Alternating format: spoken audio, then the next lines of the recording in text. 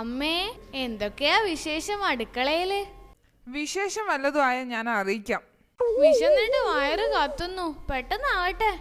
ഞാൻ ഇവിടെ ചുട്ടുവെച്ച 3 ദോശ പിന്നെ നീയല്ലേ വെട്ടി വിഴുങ്ങിയത്. അത് വിശപ്പ് സഹിക്കാനിട്ടല്ലേ അമ്മേ? ഒരു ദുർബല നിമിഷത്തിൽ. അവന്റെ ഒരു ദുർബല നിമിഷം. എന്താ ചെയ്യാ? വിശന്നിട്ട് വയ്യ. എടാ, ഇങ്ങനെ ചുമ്മാ ഇരിക്കരുത്. വല്ലപ്പോഴും വല്ല വ്യായാമവും ചെയ്യണം. വ്യായാമം ഉണ്ടല്ലോ.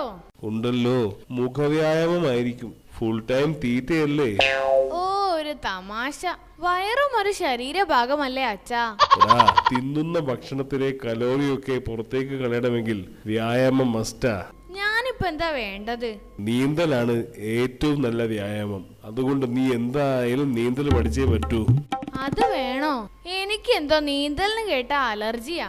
എന്ത് വന്നാലും നീന്തൽ പഠിക്കണം. അച്ഛൻ എന്താ ഇത്ര നിർബന്ധം ഞാൻ നീന്തൽ പഠിക്കണമെന്ന്? എടാ, എനിക്കൊരു ഭയങ്കര മോഹമുണ്ട്. നീ വലുതായ നിന്നെ നേവിയിൽ ചേർക്കണമെന്ന്. അതിന് നീന്തൽ മസ്റ്റാ. അത് ശരി, അതിനാണോ ഈ നീന്തൽ പഠിക്കുന്നത്? അതെ. എന്തായാലും ഒരു കാര്യത്തിൽ സമാധാനമുണ്ട്. എന്താ? അച്ഛൻ എന്നെ എയർഫോഴ്സിൽ ചേർക്കാൻ തോന്നിയിരുന്നെങ്കിൽ എന്നോടിപ്പോ പറക്കാൻ പറഞ്ഞേനെ.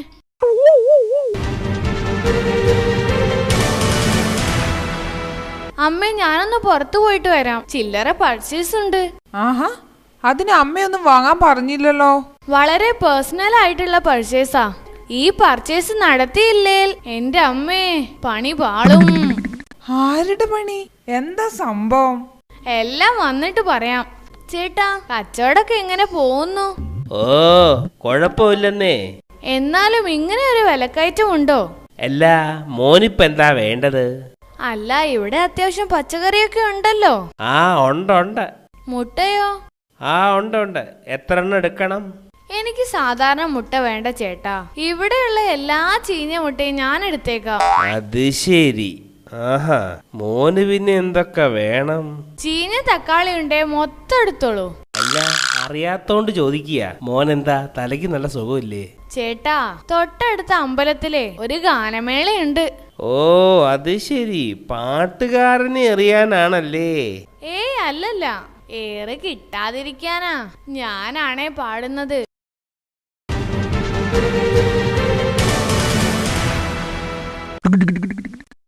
അല്ല, എന്താ ജോർജ്, തലയിലൊരു മുറിവ്? ആ, ഞാൻ ഇന്നലെ തിയേറ്റർ വരെ ഒന്ന് പോയി. ഏത് തിയേറ്ററില്? നമ്മുടെ അജന്ത ടാക്കീസില്ലേ? അത് ശരി.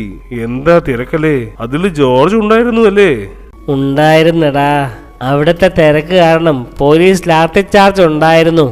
അങ്ങനെ പറ്റിയ മുറിവാ. അല്ല, ഞാൻ അറിയാൻ മേലാഞ്ഞിട്ട് ചോദിക്കുക. ജോർജ് അത്യാവശ്യം വിവരമുള്ള കൂട്ടത്തിലല്ലേ?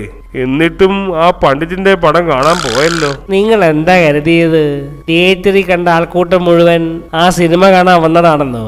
അല്ല, പിന്നെ എന്തിനാ തിയേറ്ററിൽ വെളിഞ്ഞു കയറിയത്? ആ പന്ന പടം കാണാൻ ഏതോ ഒരുത്തൻ ടിക്കറ്റ് എടുത്ത് അകത്ത് കയറി എന്നുള്ള വിവരം ലഭിച്ചു. അവനെ ഒന്ന് കാണാനുള്ള തിരക്കായിരുന്നു അത്. എന്നിട്ട് ആരാണെന്ന് മനസ്സിലായി? ആരാണാ വീട്ടി? അവനൊന്നും വേറെ പണിയില്ലേ? മറ്റാരുമല്ല, നിങ്ങൾക്ക് നല്ല പരിചയമുള്ളവനാ. നിങ്ങളുടെ സ്വന്തം ഓമന പുത്രൻ ടിൻഡു. എന്റെ ദൈവമേ, ഞാൻ പറഞ്ഞിട്ട് ഒരു കാര്യവുമില്ല. നിന്നെയാ അവന് കുറച്ചുകൂടി പേടി. ശരി, ഞാനൊന്ന് നോക്കട്ടെ. ദേ വരുന്നുണ്ട് നിങ്ങളുടെ മോൻ. ടിൻഡു, സ്കൂളെന്ന് പറഞ്ഞ് നീ ഇന്നലെ എങ്ങോട്ടാ പോയത്? തിയേറ്ററിലാണോടാ നിന്റെ ക്ലാസ്? എന്താടാ അമ്മ പറഞ്ഞിട്ട് ഒരു അനക്കവും ഇല്ലാത്തത്? ഈ അമ്മയ്ക്ക് കുട്ടികളെ എങ്ങനെയാ വളർത്തേണ്ടതെന്ന് അറിയില്ല അച്ഛാ. എന്നെ അച്ഛൻ ഉപദേശിച്ചാ മതി. അമ്മയ്ക്ക് എന്താടാ കുഴപ്പം? രാത്രിയിൽ ഉറക്കമില്ലാത്തപ്പോ അമ്മ പിടിച്ച് കിടക്കെ കിടത്തി താരാട്ട് പാടി ഉറക്കും. എന്നിട്ട് രാവിലെ നല്ല ഉറക്കമുള്ളപ്പോ വടിയെടുത്ത് നല്ല അടി തന്നിട്ട് പറയും, മണി 6 എഴുന്നേക്കടാന്ന്. ഇത് എവിടുത്തെ ന്യായം?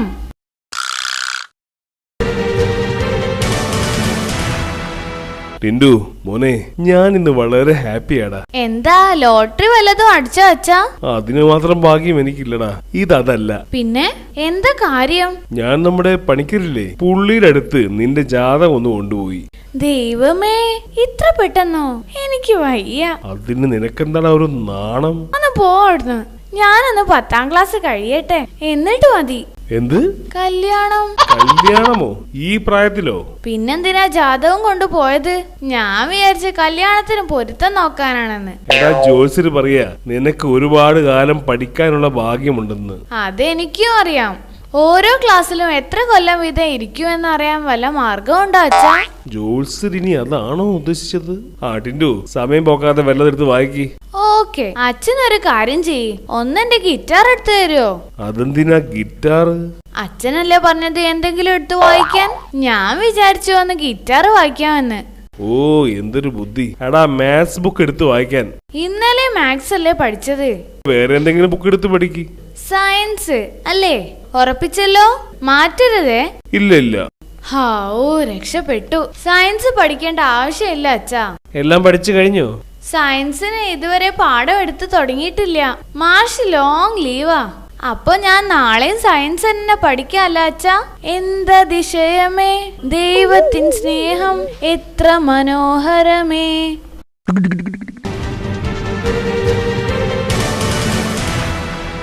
ടിൻഡു അറിഞ്ഞോ, ഇന്ന് ടീച്ചർ നമുക്ക് ഊർജതന്ത്രം ക്ലാസ് എടുക്കുന്നുണ്ടത്രേ. ഊർജതന്ത്രമോ? അതെന്ത് തന്ത്രം? അയ്യേ, ഊർജതന്ത്രം എന്ന് കേട്ടിട്ടില്ലേ? ഫിസിക്സ്. ഓ, ഫിസിക്സ്. അങ്ങനെ മലയാളത്തിൽ പറ, അത് ഞാൻ കേട്ടിട്ടുണ്ട്. ഇന്ന് ആദ്യമായി നമ്മൾ ഫിസിക്സ് പഠിക്കാൻ പോവാ. എനിക്കാണെ ത്രില്ലായി. അതിനിപ്പോ എന്താ അത്ര ത്രില്ലാവാൻ? എന്റെ മാമനെ MSc ഫിസിക്സാ, ഇപ്പൊ സയന്റിസ്റ്റാ. സയന്റിസ്റ്റോ? അതെന്ത് സാധനം? എന്റെ ടിൻഡു, അതും കേട്ടിട്ടില്ലേ?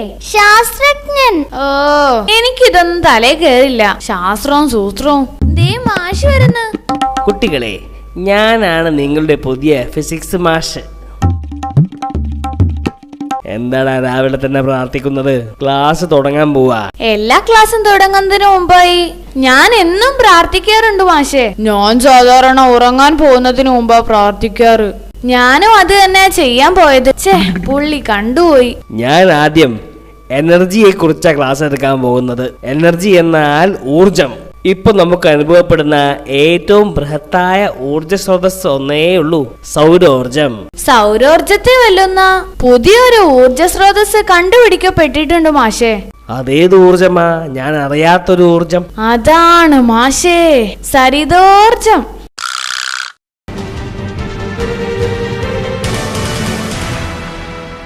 അങ്ങനെ ഈ ചാപ്റ്ററും കഴിഞ്ഞു. ഹാവ്.